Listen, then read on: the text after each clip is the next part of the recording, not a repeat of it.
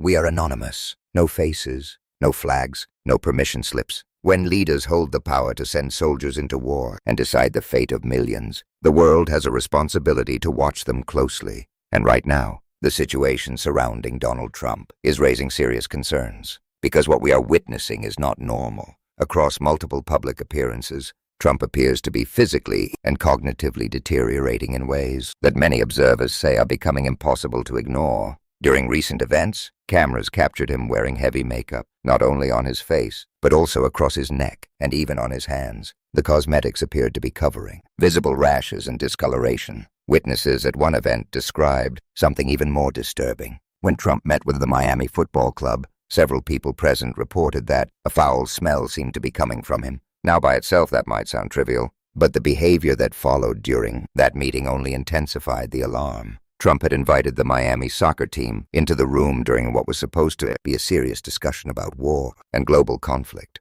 Instead of focusing on military strategy, he looked around the room and began commenting on the players' appearance. He said they were very good-looking people. Then he suddenly added something even stranger. He said he doesn't like good-looking men. Think about that moment. In the middle of a discussion about war, the President of the United States began talking about whether he liked the appearance of the athletes standing around him. This was not an isolated moment. In fact, many of Trump's recent speeches have been filled with bizarre digressions that appear disconnected from reality. During another public appearance meant to address global conflict, Trump suddenly began discussing curtains, drapes, and a ballroom he wanted to build at the White House. He proudly explained that he personally chose the gold drapes and insisted the ballroom he planned to construct would become the most beautiful ballroom anywhere in the world. All while the topic was supposed to be war. At another point, he even asked journalists whether they liked his performance, not his policy, not the outcome of negotiations, his performance. For critics and medical experts watching from the outside, these moments raise a deeply uncomfortable question. Is the cognitive condition of the president deteriorating? Because the confusion does not stop with strange speeches. It extends into the very structure of the United States military command.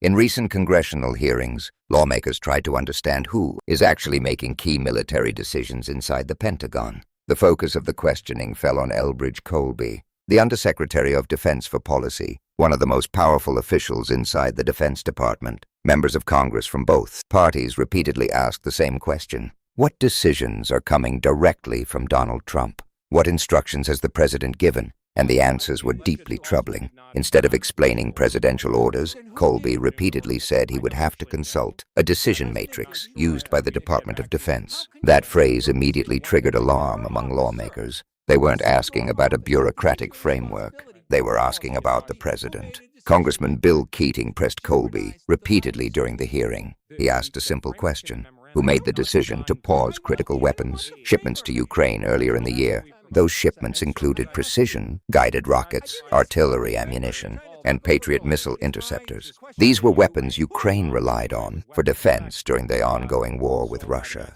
Yet suddenly the shipments were paused. The shocking part is that Trump himself later denied ordering the pause. According to reports, when journalists asked Trump who had authorized the halt in weapons deliveries, he responded bluntly, "I don't know. Why don't you tell me?" That statement stunned many observers, because if the president didn't order the pause, then who did? Investigations revealed that the decision appeared to originate inside the Pentagon itself. During an internal review of U.S. munitions stockpiles, reports suggested the policy was coordinated by Pentagon officials, including Elbridge Colby, and authorized by Defense Secretary Pete Hegseth during a review process assessing American weapons reserves. In other words, a major military decision affecting an active war zone may have occurred without direct presidential authorization. Some officials even described Trump as being caught flat-footed by the announcement.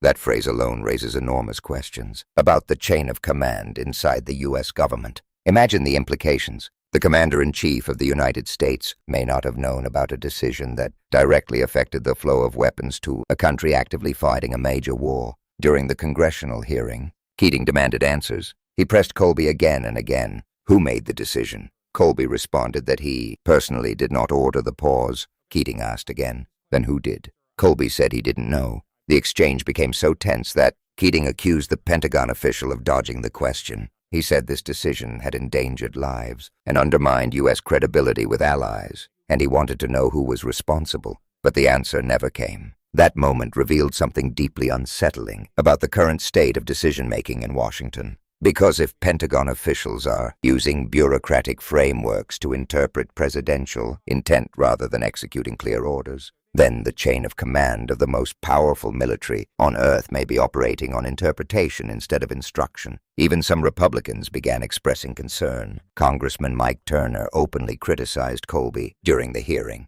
He said listening to the testimony felt deeply troubling. Turner warned that the answers sounded disingenuous and raised doubts about whether the Defense Department was truly following the president's direct decisions or simply interpreting them. That distinction matters, because wars are not theoretical exercises. They involve real lives, real soldiers, real consequences. And confusion at the top of the command structure can lead to catastrophic mistakes. While all this confusion was unfolding inside the Pentagon, Trump's own public statements continued raising eyebrows. During a meeting with German Chancellor Friedrich Merz, Trump made a claim about his family history that was simply incorrect. He said his father was born in Germany, but historical records show that Fred Trump was born in New York City in 1905. It is a basic biographical fact. Yet Trump stated the incorrect version confidently during an international meeting. Moments like that may seem small, but when they accumulate, they begin to form a pattern. Another pattern involves Trump's claims about foreign leaders calling him. Recently, he stated that Iranian officials were calling him asking how to make a deal.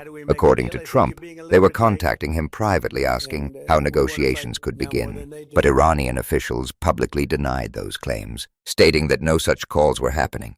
That contradiction once again raised questions about whether Trump's public statements match the reality of diplomatic communications. At the same time, Trump has dramatically escalated his rhetoric about conflict with Iran. During one statement, he said that if the current war situation were rated on a scale from 1 to 10, it would be a 15, a number beyond the scale itself. In other words, Trump described the situation as beyond maximum intensity. Yet during those same discussions, he continued drifting into unrelated topics. During one appearance meant to address the war, he began talking about energy prices and claimed gasoline was very low. But data from energy markets showed prices had actually been rising in many regions. Another moment captured even more confusion. The official White House social media account began posting video clips from Hollywood movies, such as Gladiator, Transformers, and Star Wars. These clips were presented with patriotic captions, such as "Justice the American Way." Observers across the political spectrum questioned what exactly was happening.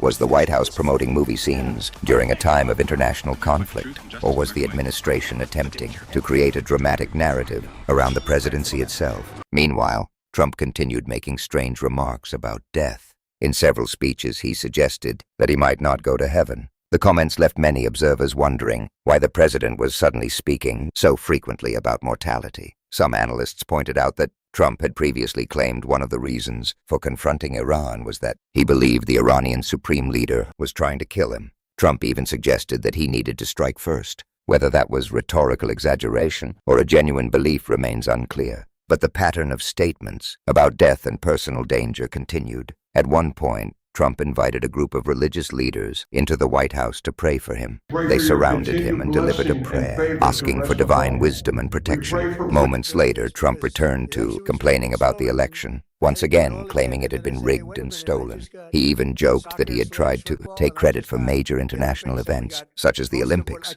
Then he said he had tried to take credit for 250 years of American history, but the press didn't like that. This is the environment in which critical military decisions are supposedly being made. At the same time, American troops remain deployed around the world, and international tensions remain extremely high. The United States military remains the most powerful military force on Earth, which means the clarity of its command structure matters enormously. If decisions are being made by bureaucratic frameworks, if officials are interpreting presidential intent rather than receiving clear orders, if the president himself appears increasingly distracted by spectacle and personal grievances, then the risks extend far beyond political embarrassment. The risks become global. History has shown what happens when unstable leadership intersects with massive military power, miscommunication, misinterpretation, escalation, and sometimes war. That is why transparency matters. That is why accountability matters. And that is why the public must continue watching what is happening inside the halls of power. Because democracy cannot function when leaders operate without scrutiny. We are anonymous. We believe no leader should be above questioning, especially a leader whose decisions could send nations into war. If you believe the public deserves to know the truth, share this information, spread the facts, keep asking questions, because power fears transparency. We are anonymous. We are watching, and the world should be watching too.